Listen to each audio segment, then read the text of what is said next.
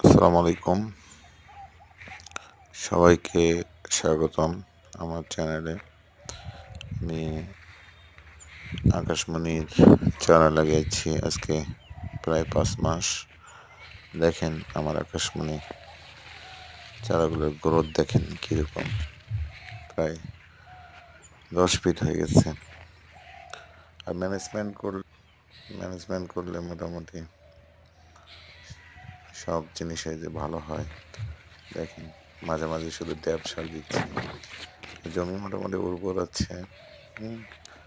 আপনারা আসেন, বনায়ন করেন, দেশকে এগিয়ে নিয়ে যান।